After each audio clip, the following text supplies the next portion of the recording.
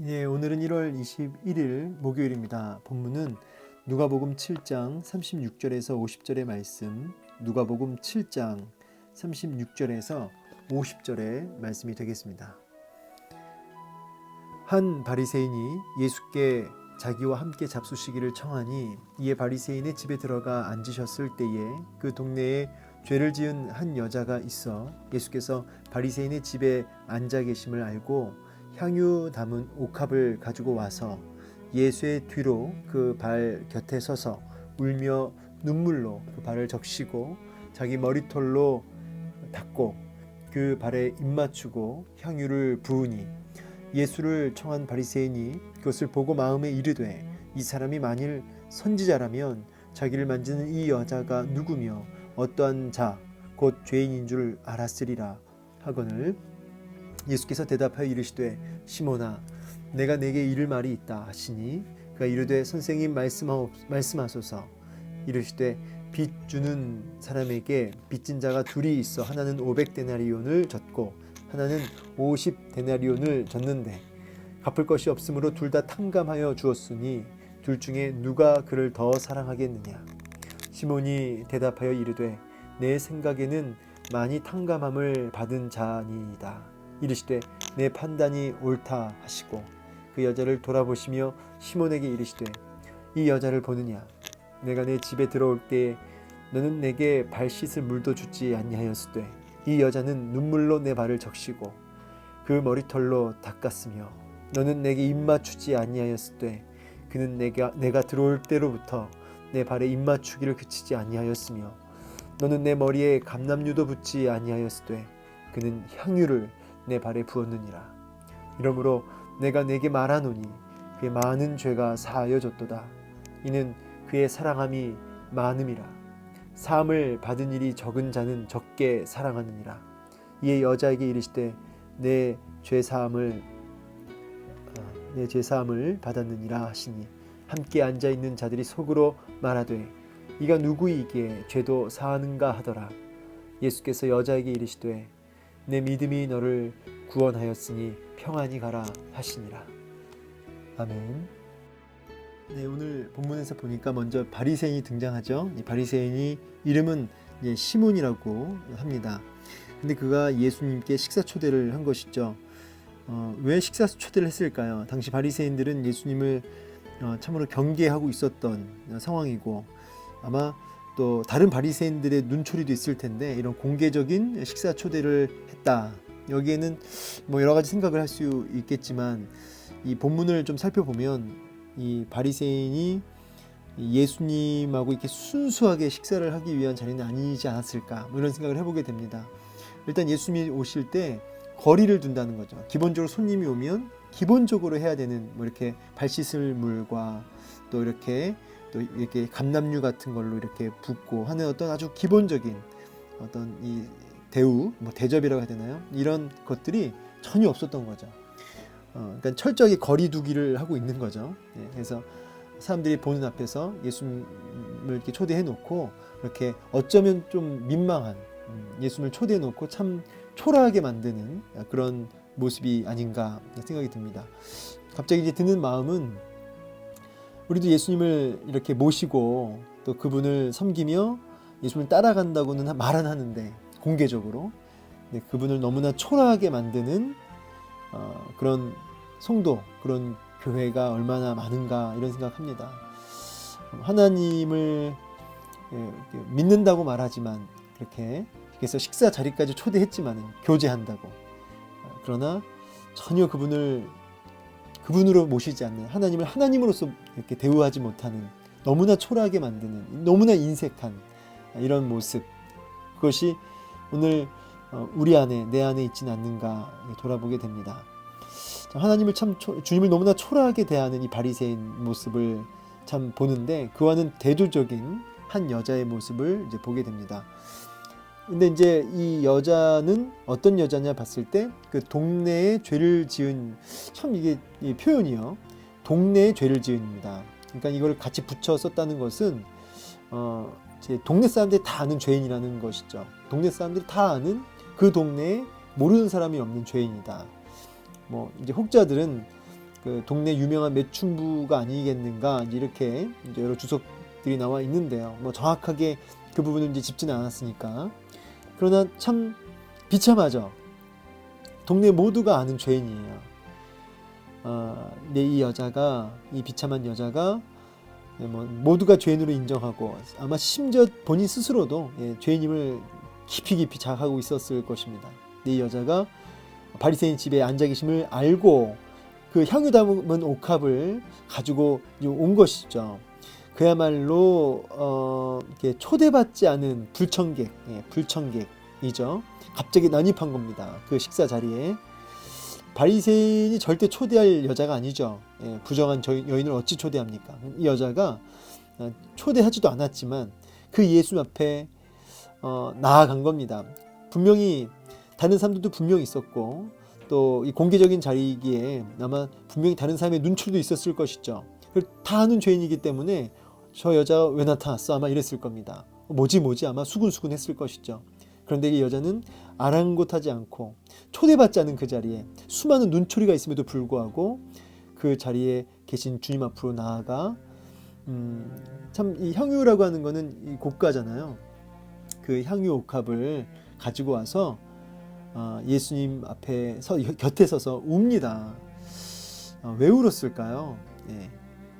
이 여인이 막 울면서 눈물을 흘리면서 그 발을 적십니다. 그 향유로. 참 대조되지 않습니까? 이 바리새인 시몬은 그냥 감람류도 이렇게 붓지 않고 이렇게 발 씻을 것 내놓지 않고 했는데 너무나 대조적으로 이 비싼 이 가장 귀한 이 옥합을 향유 옥합을 이제 깨트리고 그리고 자기 수건이 아니라 머리털로 예수님의 발을 닦습니다. 참 너무나 귀한 헌신이죠. 눈물 흘리면서 본인의 머리털로 예수님의 발을 닦고 그 발에 입을 맞추고 그 귀한 향유를 깨트려 부으는, 이게 향유를 부은다는 게 이게 깨트려야 되거든요. 목이 길기 때문에 한번 깨트리면 이제 다 부어야 되는. 자, 이 여인의 모습과 대조되고 있는 것이죠. 왜 이랬을까에 대한 생각을 여기 성경 자체에서는 안 나옵니다. 그러나 이제 충분히 우리가 이제 생각을 해볼 수 있는 거죠.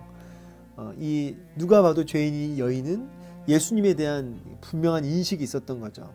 아주 명확했다라기보다는 이 예수님이 자기 죄를 사하시는 하나님이 보내신 하나님의 사람임을, 하나님이 보내신 메시아임을 이 여인은 이렇게 흐릿하게라도 알지 않았을까, 그런 생각을 합니다.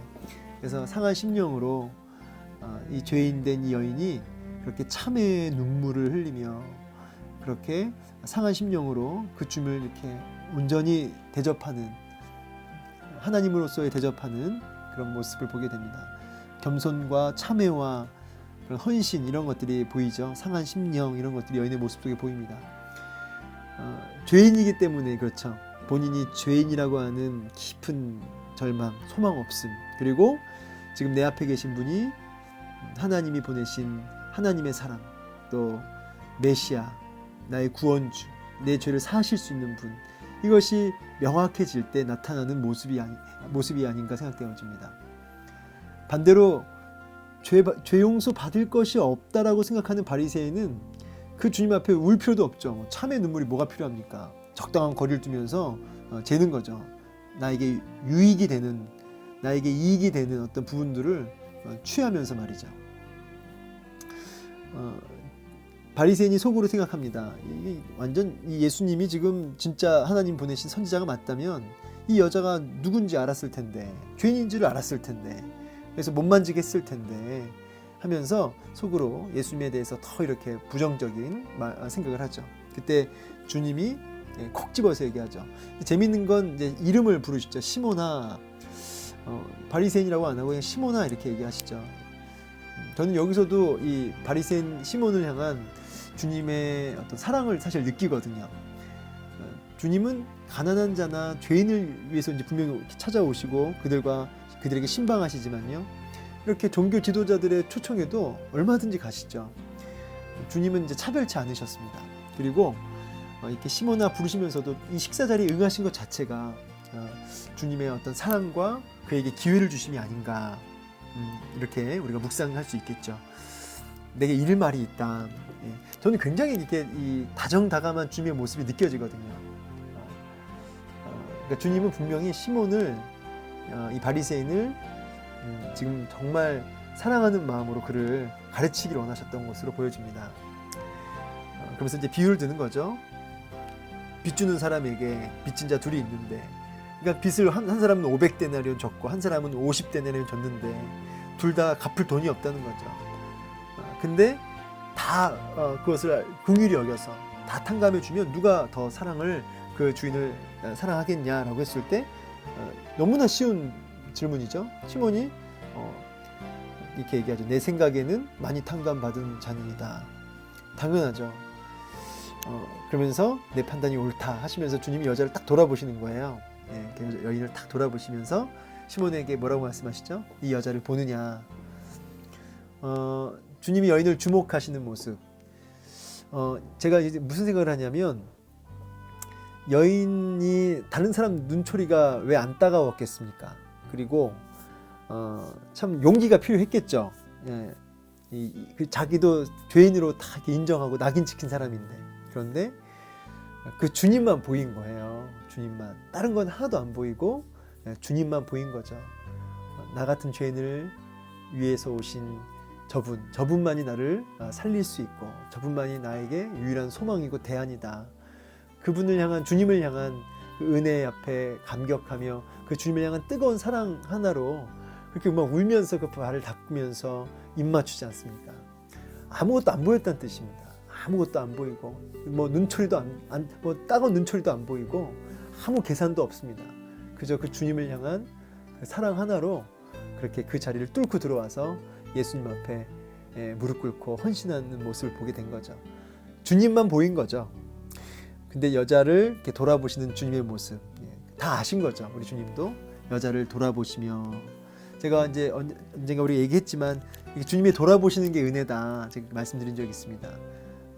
이게 돌아봐 주심, 주님이 바라봐 주심, 여기에 놀라운 은혜가 있는 거죠. 여자를 이제 돌아보시면서 말씀하십니다. 이 여자를 보느냐. 너는 내가 집에 들어올 때, 너 집에 초대받아 왔을 때 내게 발 씻을 물도 안 줬고, 그랬는데 이 여자는 뭐예요? 눈물로 발을 적셨다고 하죠. 그리고 머리털로 닦았고, 넌 내게 입 맞추지 않았지만, 이게 다 기본적인 거거든요. 손님이 오면 당연히 해야 될. 근데 그는 이 시몬은 안 했다는 거예요. 근데 이 여인은 어떻게 했대요? 내가 들어올 때부터 내 발에 입 맞추기를 그치지 아니했고, 너는 내 머리에 그 감람류조차도 붓지 않았지만 이 여인은 향유를 내 발에 부었다 말씀하시죠. 이 여인이 주님을 향한 이런 사랑과 헌신을 주님은 다 보고 계셨던 거죠. 그러면서 하신 말씀이 이 여인의 죄사함을 선포하십니다. 그리고 이 여인의 그 사랑, 죄사함을 받은 자이기에 그 안에 주님을 향한 사랑도 어떻게 해요? 많음이라.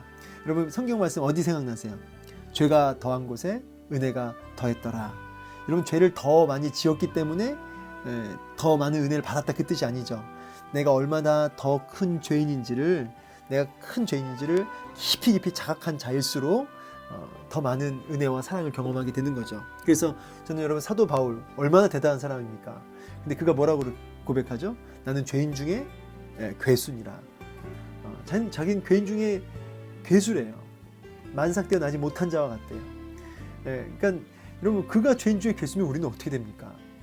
근데 바울은 그만큼 자기가 얼마나 큰 죄인인지를, 죄를 더 많이 지어서가 아니라 눈이 더 열린 거죠. 자기 내면의 추함과 소망 없음과 그런 대안이 없음과 이런 것들을 더 이렇게 자각을 한 것이죠. 그리고 동시에 이런 큰 죄를 용서받은, 사함받은, 탕감받은 그 은혜가 비례적으로 너무너무나 크게 다가온 것입니다.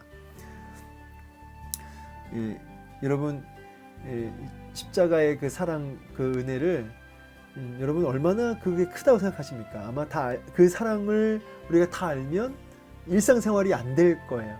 마치 이 지구가 돌아가는 소리를 우리가 들으면 못 살겠죠. 들을 수 있으면. 너무 크니까 우리가 못 듣죠. 하나님의 사랑이 그렇게 크죠. 그걸 우리가 다 안다면 생활이 불가능할지도 모르겠습니다. 그리고 우리가 얼마나 큰 죄인인지 여러분 진짜 그것도 다 안다면 아마 생활이 안 될 겁니다. 너무 커서, 너무 무거워서. 그러니까 그만큼 우리 죄가 크고 무겁죠. 하나님의 사랑도 너무나 측량할 수 없을 만큼 크고 굉장한 것이죠.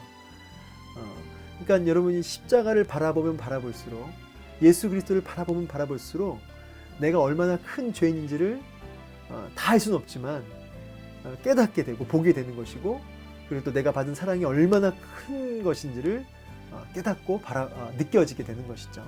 십자가를 바라보고 묵상할 때마다.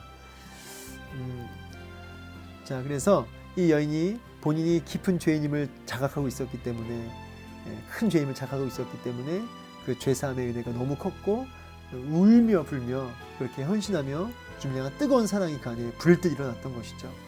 반면에 용서받을 것 없는 시몬은 스스로 그 앞에 감격도 없고 사랑도 없는 거죠.